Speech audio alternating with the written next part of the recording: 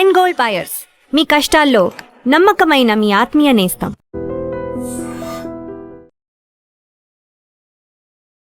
నమస్తే, welcome to I dream. ప్రస్తుతం live call లో జాయిన్ అయ్యారు ప్రీబార్ associate member USA Bhumireddy Sai Srinivasa Reddy గారు ఉన్నారు. మాట్లాడదాం సార్. నమస్కారం నమస్తే సార్.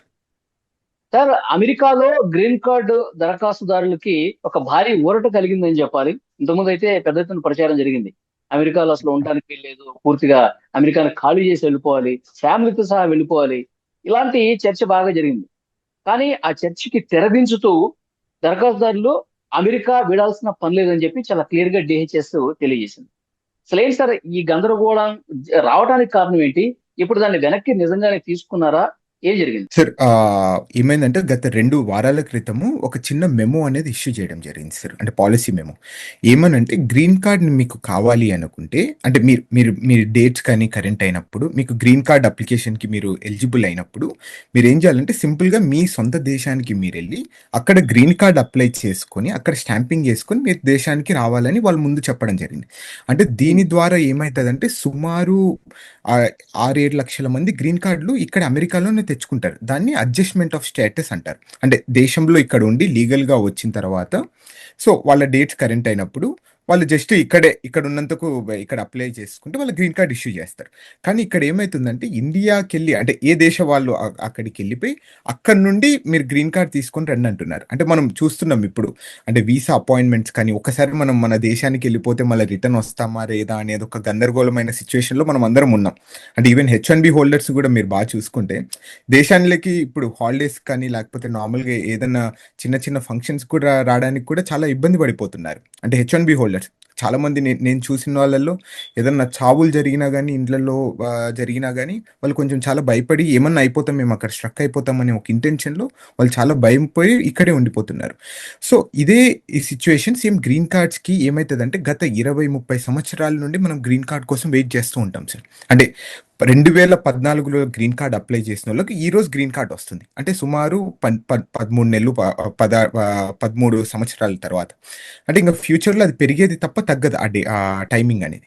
సో సేమ్ ఈ సిచ్యువేషన్లో కూడా ఏం జరిగిందంటే మీరు దేశం వదిలేసి మళ్ళా గ్రీన్ కార్డ్తో రమ్మని చెప్పడం జరిగింది. కానీ మీరు ఇప్పుడు చదివిన న్యూస్ ప్రకారం ఏమవుతుందంటే ఎవరెవరు ఈ దేశంలో నేషనల్ ఇంట్రెస్ట్కి పనిచేస్తున్నారో వాళ్ళందరికీ మేము ఎగ్జంప్షన్ అనేది ఇస్తాము అని చెప్పడం జరిగింది. అంతే సింపుల్గా ఏంటంటే ఇక్కడ ఎవరెవరు ట్యాక్సులు కడుతున్నారో లేకపోతే ఇక్కడ ఈ దేశం కోసము ఏదైనా ఎక్కడన్నా పనిచేయడం కానీ కార్పొరేట్ వ్యవస్థలో మీరు పనిచేస్తే మీకు కొంచెం ఎగ్జంప్షన్ అనేది ఇస్తాము, అది కూడా డిస్క్రిషనరీ పవర్స్ వాడి మీకు ఎగ్జంప్షన్ ఇస్తాము అనేది చెప్పడం జరిగింది. ఇది హోల్ సినారియోస్. అంటే సార్ ఇప్పుడు అమెరికాలోనే ఉండి గ్రీన్ కార్డుకి అప్లై చేసుకుని గ్రీన్ కార్డ్ లోనే పొందొచ్చు, ఇప్పుడు దేశం దాటి వెళ్ళాల్సిన పని లేదంటారు. అది డిస్క్రిషనరీ పవర్స్ వాడి వాళ్ళు కేస్ టు కేస్ డిఫైన్ చేస్తారు సార్. అంటే ఇప్పుడు ఫర్ ఎగ్జాంపుల్ మీరు ఇక్కడ గత 20 సంవత్సరాల నుండి ట్యాక్స్లు కడుతుంటారు. అంటే మీకు కొంచెం ఒక పాజిటివ్ ఫ్యాక్టర్ అనేది ఉంది. అంటే మీకు ఇక్కడ ఫ్యామిలీ ఉండడము, ఇల్లు ఉండడము అన్నీ ఉండడం వల్ల మీరు కొంచెం ఈ నేషనల్ ఇంట్రెస్ట్ లేకపోతే నేషనల్ ఫ్యాక్టర్ అనేది తీసుకొని మీకు అట్లా ఇస్తారు. ఒకవేళ నాది ఉందనుకోండి, నేను ఒకవేళ B1 B2 మీద వచ్చి ఉంటారు, అంటే టూరిస్ట్ వీసా మీద వచ్చేసి నేను గ్రీన్ కార్డ్ అప్లై చేసుకొని ఉంటాను. అంటే నాకు ఇక్కడ నేషనల్ ఇంట్రెస్ట్ అనే ఒక ఫ్యాక్టర్ ఉండిండదు కదా. అందుకు నాకేమని చెప్తారంటే మీరు మీ దేశానికి వెళ్ళేసి గ్రీన్ కార్డ్ స్టాంపింగ్ వేసుకుని మళ్ళీ రా అని చెప్తారు. అంతే మన ఇద్దరికి వ్యత్యాసం. ఓకే, ఆల్రెడీ గ్రీన్ కార్డు ఉన్న వాళ్ళు మళ్ళీ దాన్ని రెన్యువల్ చేసుకోవడం అట్లా ఉంటుందా సార్? ఉంటాయి సార్. ప్రతి 10 సంవత్సరాలకు ఒకసారి మనము గ్రీన్ కార్డ్ రెన్యువల్ అనేది చేసుకోవాలి. సో ఇది మాత్రం వాళ్ళకి అప్లై కాదు, ఇది వాళ్ళకి ఎందుకంటే ఆల్రెడీ గ్రీన్ కార్డ్ వచ్చింది కాబట్టి they are completely on the safer side. Okay sir, green card ఎన్ని సంవత్సరాలకు వస్తుంది సార్ అక్కడ అమెరికాలో ఉంటున్న వాళ్ళకి? సార్ అదే నేను ఇందాక చెప్పాను కదా సార్, ఇప్పుడు ప్రస్తుతము 2014లో గ్రీన్ కార్డ్ అప్లై చేసిన వాళ్ళకు 2026 సంవత్సరంలో వస్తుంది.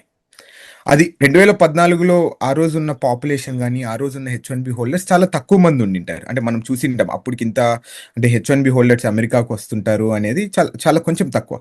ఇప్పుడు 2026లో అప్లై చేసే వాళ్ళు ఎంతమంది ఉంటారో మీరు అర్థం చేసుకోండి. అంటే ఇప్పుడు ప్రస్తుతం ఉన్న దానికి ఎంతోమంది 8 లక్షలు 9 లక్షల మంది H1B హోల్డర్స్ ఇండియా నుండి మాత్రమే ఉన్నారంట. సో గ్రీన్ కార్డ్ అప్లై చేసిన వాళ్ళు ఎంతోమంది 1.8 మిలియన్, అంటే 18 లక్షల మంది గ్రీన్ కార్డ్ అప్లై చేసిన వాళ్ళు ఉన్నారంట మన ఇండియా నుండి వచ్చిన వాళ్ళు. సో ప్రతి సంవత్సరము మనకు ఒక కోటా అనేది ఉంటుంది సార్. అంటే సుమారు దాంట్లో 10,000 గ్రీన్ కార్డులు మనకి ఇండియా దేశానికి ఇస్తారు. అంటే ప్రతి దేశానికి కొంచెం డివైడ్ అయి ఉంటది. 7,000 నుండి 10,000 దాకా ఇస్తారు. మనకు ఆ కోటా అయిపోయిన తర్వాత మళ్ళా నెక్స్ట్ ఇయర్‌కి వెళ్ళిపోతుంటాం మనం. హుహు. అంటే మీరు అర్థం చేసుకోండి. అంటే 18,00,000 మంది గ్రీన్ కార్డ్ క్యూలో ఉంటా, వాళ్ళకి ప్రతి సంవత్సరం 10,000 ఇస్తున్నారు అంటే, మళ్ళీ ఎన్ని సంవత్సరాలు టైం పడతదో so we can easily calculate it. Right now ఉన్న ఎస్టిమేషన్స్ ప్రకారం ఒక గ్రీన్ కార్డ్ రావాలంటే ఈరోజు నేను అప్లై చేసుకుంటే సుమారు 30 సంవత్సరాలు పడతదనేది చాలా మంది చెప్తున్నారు సార్ ఇప్పుడు. ఓకే. 30 సంవత్సరాలు. సార్ ఇప్పుడు ఇప్పుడు ఇప్పుడు ఎందుకని పాలసీలో మళ్ళీ వెంటనే చేంజ్ చేయాల్సిన పరిస్థితి వచ్చింది? ఓకే. లైక్ అంటే నేను పర్సనల్‌గా అనుకోవడం కొన్ని ఫ్యాక్టర్స్ అనేది ఉన్నాయి సార్. అంటే చట్టం మాత్రం అది చెప్తుంది. ఏంటంటే మా డిస్క్రిషనరీ పవర్స్ వాడి మీకు కంట్రీలో అయినా గ్రీన్ కార్డ్ ఇస్తాము. లేకపోతే బయట దేశానికెళ్ళిపోయి గ్రీన్ కార్డ్ తీసుకోమని చెప్తాం. కానీ నేను అనుకోవడము 2 కారణాలు ఏంటంటే, ఒకటి సుమారు ఈ 52% మంది ఇక్కడ అమెరికాలోనే ఉండి గ్రీన్ కార్డ్‌లు తెచ్చుకుంటారు. ఈ 52% బయట దేశాలకెళ్ళేసి గ్రీన్ కార్డ్ తీసుకొని రావాలి అనుకుంటే, అక్కడ మనకు వర్క్ ఫోర్స్ అనేది ఉందా? అనేది ఫస్ట్ క్వెషన్. అంటే ఇప్పుడు మన ఇండియాకే ఉందనుకోండి. ఒక 10, 15 వేల మంది గ్రీన్ కార్డ్ కోసం అప్లై చేస్తారు. అక్కడున్న అమెరికన్ కౌన్సులేట్స్ అంత బర్డెన్‌ని, అంత వర్క్ లోడ్‌ని తట్టుకోగలదా? లేదా? అనేది ఫస్ట్ క్వెషన్. అంటే సెకండ్ ఇంకొకటేంటంటే, ఇప్పుడు ఒక్కసారి గ్రీన్ కార్డ్ కోసం అనేది వాళ్ళ దేశానికొచ్చిన తర్వాత, ఇక్కడ వాళ్ళు చేస్తున్న పని, ఇక్కడ వాళ్ళు చేస్తున్న జాబ్ కానీ, ఇక్కడ వాళ్ళకి పిల్లలు పుట్టింటారు, ఇక్కడ వాళ్ళకి ఇల్లుండింటాది, ఇక్కడ టాక్స్‌లు కడుతుంటారు. అదంతా ఏమైపోతాయి? అదంతా వదిలేసుకొని సంవత్సరమా, లేకపోతే 6 నెలలా, సంవత్సరంన్నరనా వాళ్ళు ఆ దేశంలోనే ఉండిపోవాలా? అనేది కొన్ని ఫ్యాక్టర్స్ అనేది వాళ్ళు కన్సిడర్ చేసుకొని, మళ్ళీ దీన్ననేది ఎగ్జంప్షన్ ఇచ్చారు అనేది నేను నా పర్సనల్‌గా అనుకుంటున్నాను. హ్మ్. ఇంకోటి మనం చూసుకున్నాం. ఇప్పుడు హెచ్-1బీ వీసా అపాయింట్‌మెంట్స్ కూడా మీరు వినింటారు. 2027లో హెచ్-1బీ అపాయింట్‌మెంట్స్ దొరుకుతున్నాయి. జులై 2027లో అంటే ఈరోజు అప్లై చేస్తే జులై 2027లో మీకు అపాయింట్‌మెంట్స్ వస్తాయి. సేమ్ అలాంటిదే గ్రీన్ కార్డ్ పరిస్థితి వచ్చిందనుకో, అంటే ఎలా అయిపోతారు? అంటే గత 20, 30 సంవత్సరాలు ఈ దేశానికి అంకితం చేసిన వాళ్ళ జీవితాలు కానీ, అంటే వాటెవర్ ఇట్ మే బి, అంటే అంకితం కాదు, అంటే వాళ్ళ స్వలాభం కోసమని వాటెవర్ ఇట్ మే బి, వాళ్ళు వచ్చినోళ్ళ కోసము అంటే ఎంత వర్క్ డిస్ట్రప్షన్ అనేది జరుగుతది. అంటే అట్లనే ఈ ఫ్యామిలీ అనేది ఎలా డిస్టర్బ్ అయితదని ఒక ఇంటెన్షన్‌తో ఇలా చేశారు అనైతే నా పర్సనల్ ఫీలింగ్స్. ఓకే. సార్ ఇప్పుడు దరఖాస్తు చేసుకోవడానికి ఇండియాకి వచ్చారే అనుకుందాం. యాక్చువల్‌గా ఇప్పుడు ఇంతకుముందు అయితే అందరూ రావాల్సిందే అని చెప్పి ఒక చర్చ జరిగింది. తర్వాత దాన్ని వెనక్కి తీసుకున్నారు. దానికి కొన్ని పద్ధతులున్నాయి. ఆ పద్ధతి ప్రకారం అతను అమెరికాలోనే ఉండి దరఖాస్తు చేసుకోవాలి. లేదంటే వాళ్ళ దేశానికి వెళ్లి చేసుకోవాలన్నది వాళ్ళే నిర్ణయిస్తారని చెప్పేసి అన్నారు. ఒకవేళ ఇండియాకి వెళ్లి దరఖాస్తు చేసుకునే పరిస్థితి ఉంటే, అతను ఇండియాకి వెళ్లి దరఖాస్తు చేసుకొని గ్రీన్ కార్డ్ వచ్చిన తర్వాతే రావాలా? లేదంటే దరఖాస్తు చేసుకొని వచ్చేయొచ్చా? దరఖాస్తు చేసుకునిన్ దరఖాస్తు చేసుకున్న తర్వాత మీకు అప్రూవల్ వచ్చిన తర్వాత మాత్రమే మీరు ఈ దేశానికి రావాలి. హ్మ్. అంటే మీ ఎంత దగ్గర ఉంటుంది sir physical time? Card sir, అది మనం చెప్పలేం సార్. జనరల్‌గా ఇప్పుడున్న అంటే కొంతమందికి జరిగే వ్యవస్థ దాని ప్రకారం మాత్రం సుమారు 10 నెలల నుండి 12 నెలల వరకు సమయం పడుతుంది సార్. అంటే సుమారు సంవత్సరం రోజులు. హ్మ్. అంటే ఇలాంటి సిట్యుయేషన్స్ ఏంటంటే ఇంగా ఇది కొత్తగా ఉంది కాబట్టి ఇదేమైతదంటే ఇలాంటి సాఫ్ట్‌వేర్ ఇంజినీర్స్ కానీ, వీళ్ళు గానీ అలా వచ్చి రావాలి అనుకుంటే అది ఎంతవరకు ప్రాక్టికల్‌గా సొల్యూషన్ అనేది ఇంకా ప్రస్తుతానికైతే ఆన్సరబుల్ కాదు. అంటే వీళ్ళు చేస్తున్న మెయిన్ ఇంటెన్షన్ ఏంటంటే, ఈ గ్రీన్ కార్డ్ ఎందుకు బయటికెళ్ళి మీరు తీసుకొని రావాలి అంటున్నారంటే, ఇప్పుడు ఇక్కడ ఈ దేశంలో ఉన్నప్పుడు గత 15 సంవత్సరాల్లో, 10 సంవత్సరాలు ఉన్నప్పుడు కొన్ని మీరు అన్‌లాఫుల్ స్టేటస్, అంటే మీకు లాఫుల్ స్టేటస్ ఉండకపోయినా కానీ, ఏదన్నా మీరు అన్‌ఆథరైజ్డ్ ఎంప్లాయ్‌మెంట్ లేకపోతే మీ మీద ఏదైనా క్రిమినల్ రికార్డ్స్ ఉంటున్నా గానీ, కొంచెం ఈ దేశంలో ఉన్నప్పుడు కొన్ని ఎగ్జంప్షన్ అనేది ఉంటాయి. అంటే వీళ్ళు మళ్ళీ ఏదన్నా ఎగ్జంప్షన్స్ కోసం ఫైల్ చేయడం కానీ, లేకపోతే ఆ గ్రీన్ కార్డ్ గాని రిజెక్ట్ చేసినా గాని మీరు ఈ దేశంలో వాళ్ళకి తెలియకోకుండా ఉండడము, ఇలాంటి కొన్ని సందర్భాలనేవి జరుగుతుంటాయి. అక్కడక్కడ ఒక్కొక్కరో, ఇద్దరో చేస్తుంటారు. సో, వాళ్ళని టార్గెట్ చేస్తూ అంటే వీళ్ళంటోళ్ళు మామూలుగా ఈ క్రిమినల్ రికార్డ్స్ ఉన్నోళ్ళు వాళ్ళు ఉండకూడదు. వాళ్ళ దేశానికెళ్ళినప్పుడు మనం ఈజీగా అక్కడ పట్టుకోవచ్చు కదా! అని ఒక ఇంటెన్షన్స్‌తోని ఇది తీసుకొనొచ్చారు అనేది వాళ్ళు చేస్తున్న ఆర్గ్యుమెంట్. ఓకే. సార్ రెగ్యులర్‌గా ఇప్పుడు అమెరికాలో ఏదన్నా స్క్రూటినీ జరుగుతుందా? ఇండియా నుంచి వచ్చిన వాళ్ళు సరైన పద్ధతిలోనే ఉంటున్నారా? వాళ్ళు సరైన పత్రాలతోనే ఉంటున్నారా? ఇక్కడ కరెక్ట్ గానే ఉంటున్నారా? ఈ చెకింగ్స్ రెగ్యులర్‌గా ఏమన్నా జరుగుతున్నాయా సార్? మన మీద ఏమన్నా అట్లా ఉందా ఫోకస్? యాహ్! అంటే అది రెగ్యులర్‌గా కామన్‌గా జరుగుతుంటది సార్. అంటే కానీ ఇక్కడ ఒక ప్రాబ్లమ్ ఏమైతదంటే మనల్ని ట్రాక్ చేయడం కొంచెం కష్టం సార్. అంటే సుమారు 40, 50 కోట్ల జనాభా ఉన్న దేశంలో ప్రతి ఒక్కరిని మనం ట్రాక్ చేయలేం. సో, దానికి వాళ్ళు ఏం తీసుకొనొస్తున్నారంటే ఈ రెన్యువల్ పద్ధతి అనేది ఉంటది. అంటే ఇప్పుడు మనకు మీరు మీరు ఫర్ ఎగ్జాంపుల్ మనం హెచ్-1బీలో వచ్చినింటాము. మీరు హెచ్-1బీలో అమెరికాకొచ్చింటారు. హెచ్-1బీలో వచ్చినప్పుడు ప్రతి 3 సంవత్సరాలకి మీరు ఎక్స్‌టెన్షన్ రెన్యువల్ చేసుకుంటున్నారు మీ వీసాని. మీరు ఎస్. ఆ మూడో సంవత్సరంలో మీరు ఫైల్ చేసుకున్నప్పుడు వాళ్ళకి ఈజీగా ట్రిగర్ అయిపోతుంది. ఓకే, ఇలాంటి వ్యక్తి మీద సో ఎక్కడో ఒక చోట ఫింగర్ ప్రింట్స్ ఇవ్వడము, లేకపోతే ఎక్కడో ఒక చోట క్రిమినల్ రికార్డ్ ఇవ్వడము, ఎక్కడో ఒక చోట మీ పాస్పోర్ట్ ఇవ్వడం, అలాంటి రికార్డ్స్ అప్పుడు దొరికిపోతున్నాం. అంటే దొరికిపోవడం అంటే జనరల్గా వాళ్ళ డేటాలో బయట పడుతున్నాం. ఓకే, ఇతని మీద క్రిమినల్ రికార్డ్ ఉంది. ఈ క్రిమినల్ రికార్డు ఏమన్నా మన దేశ పౌరులకు కానీ మన దేశానికి కానీ మన నేషనల్ ఇంట్రెస్ట్కి అగేన్స్ట్గా వర్క్ చేస్తున్నారా అనేది ఒకటి క్యాలిక్యులేట్ చేసుకొని మీకు నాయిడ్ అంటే notice to intent to deny, అంటే మిమ్మల్ని నేను డినై చేస్తున్నాను అనేది చెప్పడం కానీ, లేకపోతే ఆర్ఎఫ్ఈ అని రిక్వెస్ట్ ఫర్ ఎవిడెన్స్, అంటే ఇదేంటంటే మీకే ఫాల్స్ ఎలిగేషన్స్ కేసెస్ కూడా ఉంటాయి. సో మనం చూసుకుంటాం అదేమన్నా డిస్మిస్ అయిపోయిందా అనేది వాళ్ళు అట్లా కలెక్ట్ ఓకే చేసుకుంటారు సార్. సార్, ఎవరైనా అంటే మన దేశం వాళ్ళైనా బయట వాళ్ళైనా సరే 3 సంవత్సరాల తర్వాత కూడా దాన్ని ఎక్స్టెండ్ చేసుకోక, లేకపోతే ఇంకేదైనా పద్ధతిలో అక్కడ ఉండేవాళ్ళు కూడా ఉండొచ్చా? అలాంటి పరిస్థితులు కూడా ఉంటాయా కొన్ని చోట్ల? అంటే చాలా తక్కువగా ఉంటారు సార్, చాలా ఉమ్. తక్కువగా ఉంటారు, లిమిటెడ్ గా ఉంటారు. సో వాళ్ళు ఏం చేస్తారంటే వేరే వీసాకి వెళ్ళిపోతుంటారు.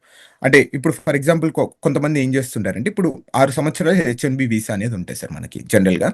6 సంవత్సరాల తర్వాత మనం జాబ్ అయిపోయింది, మనకు వీసా అయిపోయింది. సో దాని తర్వాత B2కి వెళ్ళిపోతారు, అంటే టూరిస్ట్ వీసాకి వెళ్ళిపోతారు.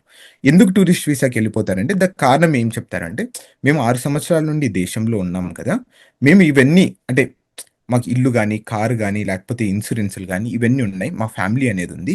సో ఇవన్నీ వైండప్ చేయడానికి మేము ఒక 6 నెలలు మాకు ఎక్స్టెన్షన్ అనే టైం కావాలని మనం B2 వీసా అప్లై చేసుకుంటాం. అట్లనే కొంతమంది ఉంటారు, కొంతమంది మేము చదువుకోవాలి అనుకుంటారు.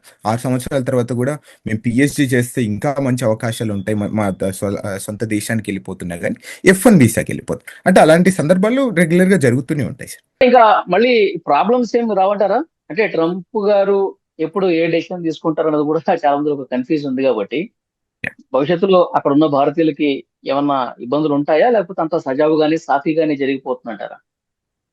అంటే సార్ అంటే నేనైతే సజావు సాఫీగానే జరుగుతుందని అయితే నేను కూడా కోరుకుంటున్నాను, అలానే జరగాలనుకుంటున్నాను. సో ద థింగ్ ఏంటంటే కొన్ని ఏమవుతుందంటే ఇలాంటి డెసిషన్స్ ఏమవుతుందంటే అంటే ప్రాక్టికల్లో చాలా ప్రాబ్లమాటిక్గా ఉంటాయి సార్.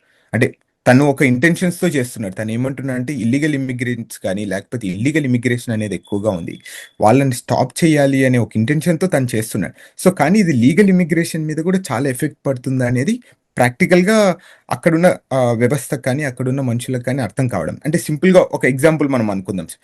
గత సంవత్సరం ఏమైంది, డిసెంబర్ 15వ తారీఖున ఏమని చెప్పారంటే సోషల్ మీడియా వెట్టింగ్ అనేది చేస్తామని చెప్పడం జరిగింది. అంటే మీరు వినింటారు, సోషల్ మీడియా అంటే మీరు ఒక దేశానికి ఈ దేశానికి వచ్చేటప్పుడే మీ సోషల్ ఫుట్ ప్రింట్స్, అంటే మీరు ఏమేమి చేస్తున్నారు, మీ ఐడియాలజీ ఏంటి, మీరు ఎక్కడెక్కడ పనిచేశారు అనేది చెక్ చేసిన తర్వాత మాత్రమే మీ కంట్రీలోకి తీసుకొని వస్తున్నారు, అంటే అడ్మిట్ చేస్తారు. సో ఇక్కడ ఏమవుతుందంటే ఈ సోషల్ మీడియా వెట్టింగ్ ద్వారా అనేది ఒక కాన్సెప్ట్ వచ్చిన తర్వాత H1B వీసా అపాయింట్మెంట్స్ ఏమవుతాయి, సంవత్సరంన్నరకు లాగ్ అయిపోయినాయి, లాంగ్ వెయిటింగ్ టైమ్స్ అయిపోయాయి. అంటే తనేమంటున్నాడు, నేను ఇల్లీగల్ ఇమిగ్రేషన్ ఎవరెవరు నేషనల్ ఇంట్రెస్ట్కి అగేన్స్ట్గా పనిచేస్తున్నారో వాళ్ళందరినీ నేను స్టాప్ చేయాలి వాళ్ళ దేశంలోనే అనేది ఒక ఇంటెన్షన్ తది. సో కానీ ప్రాక్టికల్ ఇష్యూలు ఏమవుతుంది, నాలాంటోళ్ళు వేరే వాళ్ళు మేము దేశానికి రావాలనుకున్నా కానీ ఎక్కడ స్ట్రక్ అయిపోతాము, ఈ సంవత్సరంన్నర తర్వాత మాత్రమే వీసా అపాయింట్మెంట్స్ దొరుకుతున్నాయి కాబట్టి మేము ఆగిపోతున్నాం. అంటే these are the practical side. తను లీగల్ సైడ్ కానీ తన దేశం కోసం తను ఆలోచిస్తున్నారు, కానీ రియాలిటీ కంప్లీట్గా డిఫరెంట్ ఉంటుంది కదా సార్. ఓకే, చాలా మంచి ఇన్ఫర్మేషన్ ఇచ్చారు sir. Thank you very much Bhumireddy Sai Srinivasa Reddy గారు. Thank you sir.